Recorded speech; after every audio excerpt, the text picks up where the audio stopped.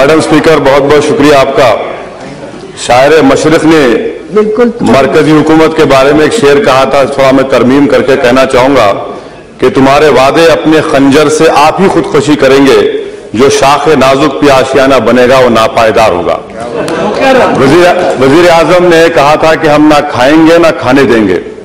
तो मैं हुकूमत से आपके जरिए से इस बात का मुतालबा करना चाहूंगा कि क्या वो एक ऐसा कानून बनाएंगे या मौजूदा जो प्रिवेंशन ऑफ मनी लॉन्ड्रिंग कानून है उसको तरमीम करके इस बात को उस कानून में शामिल करेंगे कि अगर किसी हिंदुस्तानी के बैरून मुल्क में, फॉरेन मुल्क में अकाउंट्स होंगे तो वो उसका अपने इनकम टैक्स में दिखाएंगे और कंपनीज का नाम दिखाएंगे, और अगर नहीं दिखाते हैं तो उसको प्रोसीड्स ऑफ क्राइम करार देंगे, उनके प्रॉपर्टीज को, असासे-जात को जब्त किया जाएगा, कॉन्फिस्केट किया जाएगा।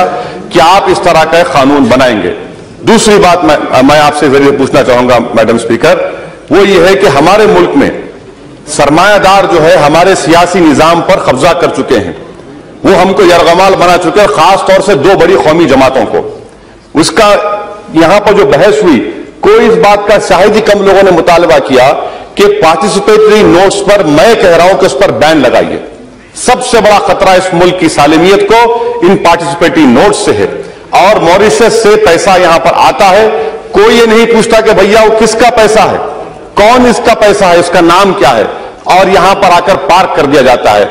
आज हम जानते हैं कि इराक में बगदादी बैठा हुआ है जिसने $80 मिलियन का पैसा कमाया है। अगर वो कंपनी बनाएगा मॉरिशस में और पैसा स्टॉक एक्सचेंज में डालेगा, हमारा स्टॉक एक्सचेंज को भी खराब तबाह कर सकते हैं, मुल्क में दहशतगर्दी का भी पैसा आएगा। तो फिर क्या आप पर जिम्मेदारी आयद नहीं होती कि आप मुल्क की सालिमियत को और मुल्क को जो खतरा है दहशतगर्दों से, उनको बचाने के लिए मुतालबा करता हूं कि पार्टिसिपेटरी नोट्स पर बैन लगाइए, और जो कंपनीज और ट्रस्ट इन्वेस्ट करते हैं उनका नाम मालूम करवाइए।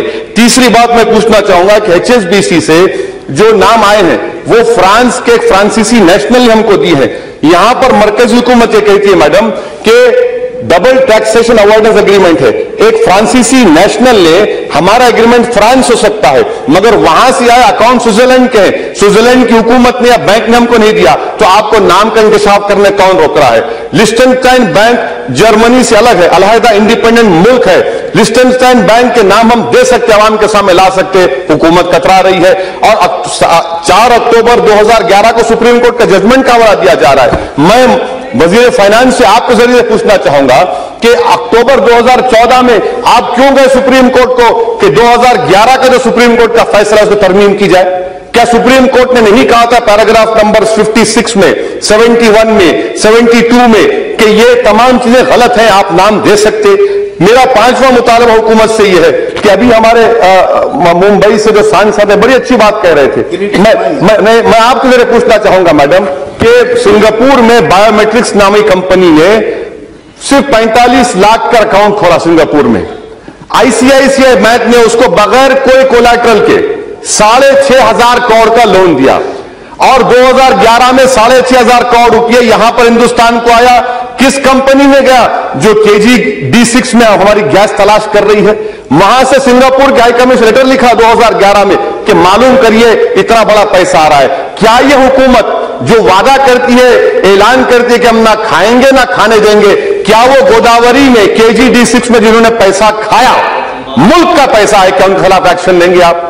मैडम, अगर मैं गाड़ी के लिए लोन अप्लाई करता हूं तो ICICI बैंक में लोन नहीं देता, उसके पास ना कोई ऑफिस, ना कोई कोलैटरल, ना कोई इक्विटी, 6,500 करोड़ का लोन दे दिया गया। मेरा 5वां पॉइंट हुकूमत के आपके जरिए है मैडम कि आज हमारे वजीर आजम और बहुत सी बड़ी जमात के लोग एक बहुत बड़े सरमाएदार के एयरक्राफ्ट में फिरते हैं। क्या यह बात गलत है कि SIT ने कहा है कि इस सरमाएदार की जो पावर कंपनी के जो इक्विपमेंट थे, इसने गलत ओवर प्राइसिंग करके 9,000 करोड़ का टैक्स दिखाया, जबकि सिर्फ 3,000 करोड़ के टैक्स थे। 5,500 करोड़ कहां गए मैडम? क्या हमारे वजीर आजम उसके एयरक्राफ्ट में बैठना बंद कर देंगे? क्या हमारे बरबसरे जमात के लोग उसको दूर कर देंगे? अगर आप ऐसा कर सकते हैं तो जरूर करिए। मैं आपके जरिए से पूछना, हो गया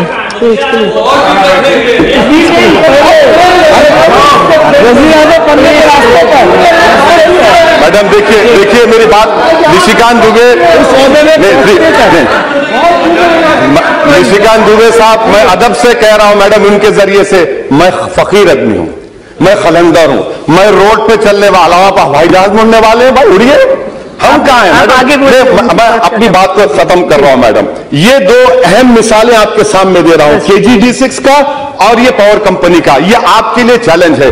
अक़वाम मुत्तहिदा के यूनाइटेड नेशन का जो कन्वेंशन है, आर्टिकल 14, 23, 40, 46, 52, क्या आप उसको शामिल करेंगे? या आप मुल्क को गलत बावर करा रहे हैं? आखिरी बात मैडम, हमारे हिमाचल प्रदेश के रुकने पार्लियामेंट ने कल कहा था करप्शन के बारे में। मैं उनसे पूछना चाह रहा हूं, भैया IPL का क्या है? IPL क्या है? ये IPL क्या है? ब्लैक मनी का हिस्सा नहीं है? IPL को क्यों नहीं बर्खास्त करते? सुप्रीम कोर्ट में मुद्दल रिपोर्ट आई, मरकजी हुकूमत ने क्या जवाब दिया? कुछ जवाब नहीं दिया।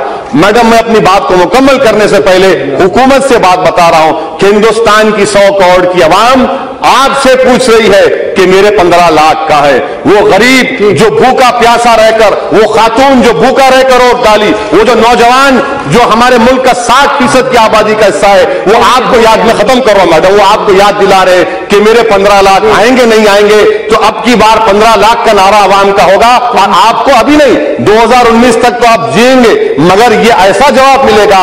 मुझे ये फर्क समझ में नहीं आ रहा कि यहां से वहां पर एक ही जबान बोली जा रही है सरमाएदारों की।